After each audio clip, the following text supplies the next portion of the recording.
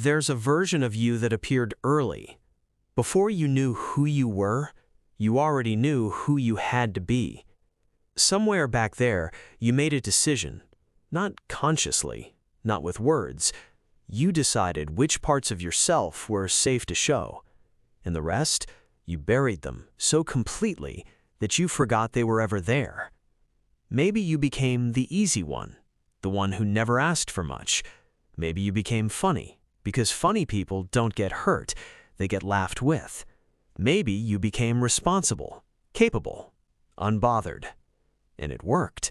People loved that version of you. They relied on it, rewarded it, expected it. So you kept performing it. Until one day, the performance stopped feeling like a performance.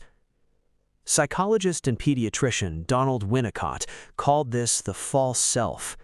He observed that when children don't feel safe expressing their real emotions, they may gradually develop a version of themselves designed to meet the expectations of the people around them.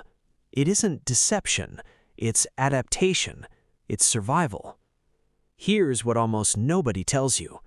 You didn't hide parts of yourself because you were dishonest. You hid them because somewhere, someone made honesty feel unsafe. A child rarely asks, "Who am I?" A child asks, "Who do I need to be to stay loved?" That's not a character flaw. It's a nervous system doing exactly what it evolved to do. Protect connection, avoid rejection, adapt. You are not fake. You are someone who learned to survive by quietly editing yourself in real time. Here's what your brain was doing underneath. The brain doesn't always separate who you truly are from who you've repeatedly had to become. Every time you played the safe version of yourself, your brain treated it as evidence. Over time, those repeated behaviors became part of your self-schema, the mental framework through which you understand who you are. Do something once, and it's an action. Do it hundreds of times, especially under pressure or in search of acceptance, and your brain begins calling it your identity. It becomes the automatic answer to the question, "Who am I in this room?" The tragedy isn't that you adapted. The tragedy is that adaptation, repeated long enough, stops feeling like a choice. It starts feeling like the truce. So how do you begin finding your way back? Not by searching for a perfect, untouched version of yourself. That person may never have existed. Instead, start noticing the architecture. First, name the performance without judging it. Ask yourself, who am I being right now, and who am I being it for? Simply noticing the pattern creates space between you and the role you've been playing. Second, pay attention to the cost, not only the reward.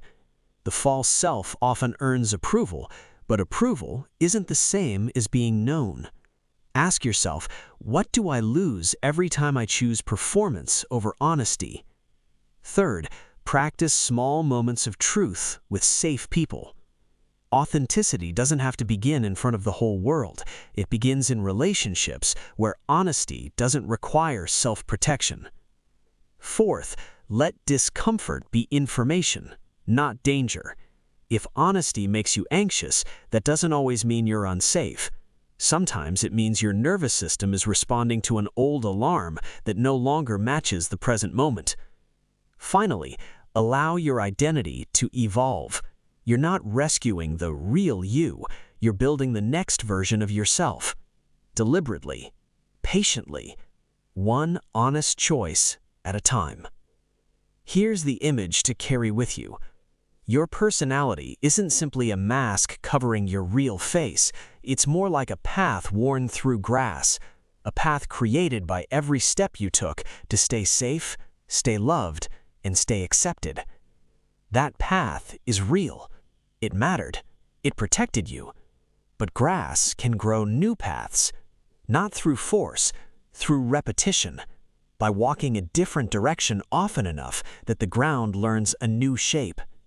You didn't create a false self because something was wrong with you. You built the safest version of yourself that your world allowed. That wasn't a lie. It was a shelter. And shelters are meant to protect you. not become the place where you spend the rest of your life.